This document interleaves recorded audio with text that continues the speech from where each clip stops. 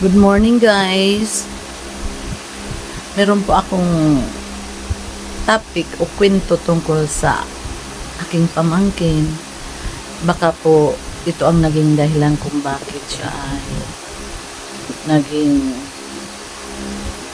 PWD. Yung pong meron po siyang kapansanan sa physical appearance. Pero magaling po siyang kumanta. Ito po ang kwento niya. Hindi ko po alam kung ito ay resulta ng stress pregnancy. Kasi po, nung ang mama niya nag-aaral po sa Manila, tapos na in love, at matagal niyang itinago ang kanyang relasyon hanggang siya ay nagbuntis. Itinago pa rin niya sa amin, hindi niya sinasabi. Nalaman na lang po namin na nanganak na siya.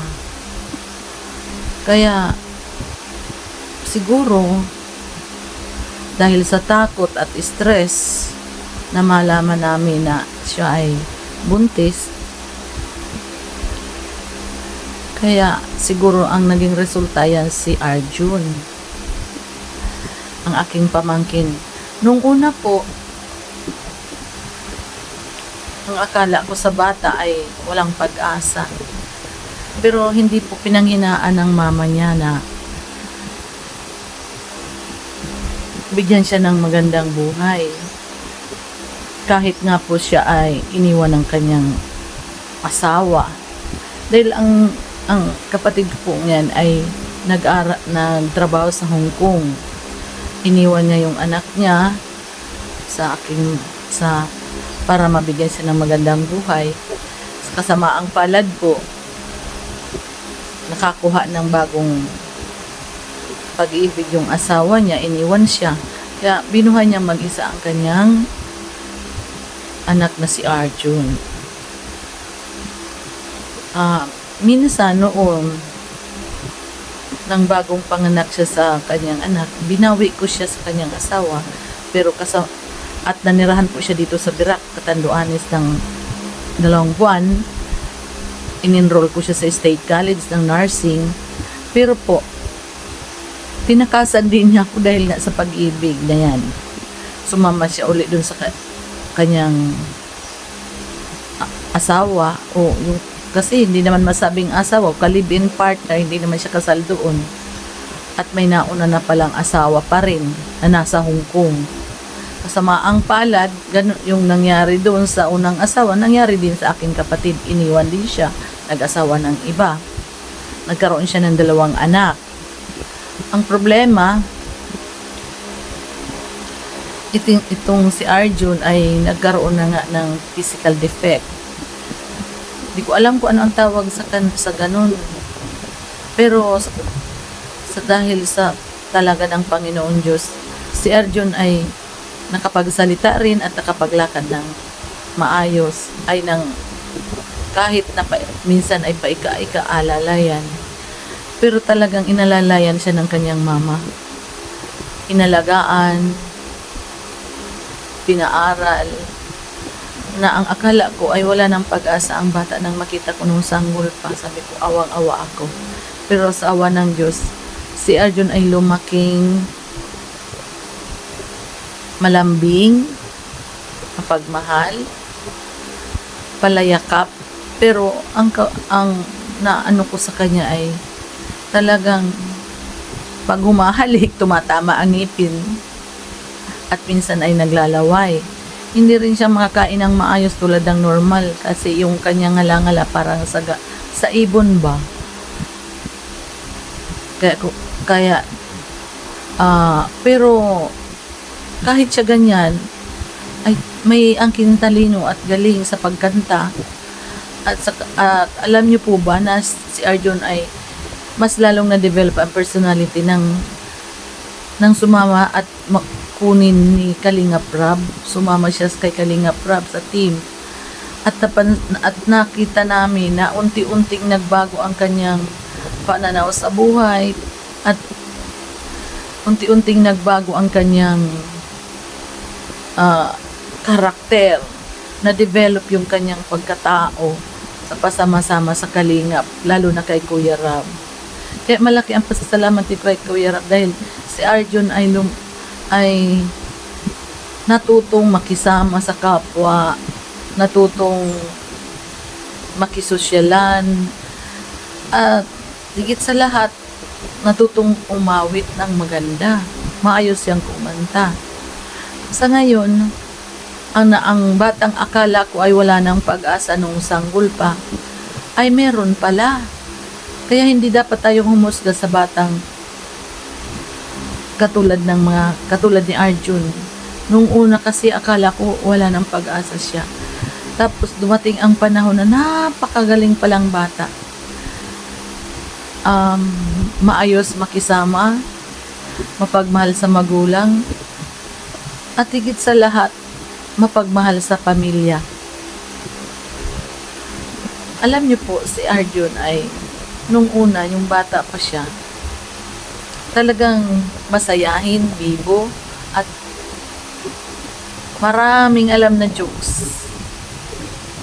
Ang akala ko ay wala na, gano'n na lang siya, pero hindi pala. Marami akong natuklasan na galing niya habang lumalaki. Pero talagang napakahina niya sa math. Ang pasalamat ko lang, talagang hinalalayan siya ng kanyang mama. Hindi ko naman nakita ang kanyang paglaki kasi nandito ako sa Tanduanes. Pero alam niyo po ba na si Arjun ngayon ang nagbibigay sigla sa pamilya nila ngayon at bumubuhay sa kanyang mama at ang kanyang kapatid. Kasi nga si Juan minsan may trabaho, minsan wala. Ang balak nga ng mama niya ay pupunta ng abroad. Magtatrabaho sa abroad kasi nga wala namang bumubuhay sa kanila. Ang tanging nagbibigay ng suporta sa kanya ay yung kapatid ko nasa England. Yung maliit pa yan, nung umalis na sa Hong Kong at iniwan nga nung kanyang asawa ay ng kalibin niya, pinapag-aral siya ng kapatid ko nasa England. At salamat sa Diyos at ngayon po ay certified nurse na siya. Hindi lang po siya nurse, midwife pa. 2 ang kanyang tinapos. Kasi yung pangarap ko noon ng nanay ko na mag-aral siya dito sa Catanduanes. Kasi actually, in-enroll ko na yan sa State College. Kaso, nilayasan nga ako, tumakas at sumama uli dun sa asawa. Kasi nung malaman ng nanay ko na nanganak na nga itong kapatid ko na ang inaakalay nag-aaral sa Manila, nanganak dito kay Arjun, pinutusan ako ng nanay ko na kunin siya sa Sampaloc, Manila. Ginawa ko naman, binawi ko siya dun sa kanyang kalibin. Akala ko naman, nabawi ko na, dinala ko nga siya dito sa Catanduanes. Nanirahan sa akin ng 2 buwan. Habang nandito, sinusustihan ko ng kapatid ko nasa London. Pero alam niyo po ba na tinakasan ako dahil sa pag-ibig? Pero yung pag-ibig na yun ay hindi rin maganda ang naging wakas. Kasi nung nasa Hong Kong siya at naghahanap buhay, ay iniwan din siya, naghanap ng asawa uli. Kaya si Arjun ay talagang hindi lumaki sa ama. Lumaki yan sa tatay ko. Kaya ang lahat ng yung kapilyuhan niya, natutunan niya dun sa lolo niya na ama ko. Kasi nga, nung nag-abroad si Juan, nasa lolo ko siya, nasa ama ko siya na, diyan siya, si lolo ko ang nagbabantay sa kanya, yun at nanay ko nung nabubuhay pa. Alam niyo po ba na, mga kapatid, mga kaibigan, na si Arjun ay hindi pala pasani ng magulang. Akala ko nung una, habang buhay na pasani ng magulang. Kasi nga, parang siya, may kapansanan nga po siya, yung kanyang paa, hindi makalakad ng maayos, malalambot ang paa. Pero sa awa ng Diyos, nakakatayo na po siya ng maayos. At isa pa po, natuto siyang mag-alaga sa sarili niya, natuto siyang maging independent, natuto siyang Kasi nung hindi pa siya natutuklasan ni Kalinga Prab, ah, puro mama, mama, mama, mama. Lahat ng kailangan niya si mama, kung sino ang nag-aalaga sa kanya. Pero nang matuklasan siya ni Kalingap, natuto siyang magsulo, natuto siyang magbihis, magsarili, natuto siyang maligo, maligo mag-isa. Oh, dati po, lahat nakamama yan. Kaya nga, sa edad niyang 19 years old, ngayon lang siya naging mature. Pero hindi pa nga kasi nga, yung development, yung ano niya ay very slow po ang development niya ni Arjun. Pero nga, kahit ganyan siya, meron siyang angking galing sa pagkanta. At talaga pong ang batang ito ay malambing. Kaya madalas nangahalik, nangyayakap. Kasi yun nga po ang kanyang kinalakihan, yung pagiging malambing sa pamilya. Kaya po ngayon, pinagmamalaki po namin si Arjun kahit ganyan yan. Kasi nga po, napakabuting bata. At marami pong salamat mga kalinga. Lalo na kay Kalinga Prab. Dahil po sa kanya, si Arjun ay natutong tumindig magsarili. Tumayo. Kaya, malaki po ang pasasalamat na pasama siya kay Kalinga Prab. Yan lamang po, sa sunod na naman po ako magkukwento tungkol sa buhay ng mag-iina. Kasi alam ko kung ano ang nangyari sa buhay nila. Hindi man siya pinalad sa pag-ibig, pero pinalad siya kay Arjun. Yung dati po bang minaliit, ngayon ay kanyang pag-asa. Yun ang kanyang sandalan sa ngayon na wala siyang hanap buhay. Kumikita siya galing sa kay Kalingap Prab, kay Kalingap Tata, at sa kanyang mga sponsor, lalo na kay Samuel Molina at ang kanyang mama. Kaya salamat po sa inyo at hindi nyo pinababayaan si Arjun at lagi nyo siyang ginagabayan.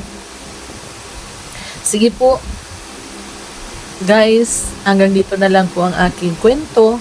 Sa muli po, magkukwento ulit po ako ng mga pinagdaanan ng kanyang nanay at sa kay Arjun na po na aking pamangkin. Please subscribe po ng aking channel, SYL Mix Vlog, and bye bye po, sa next video na lang naman po. Thank you.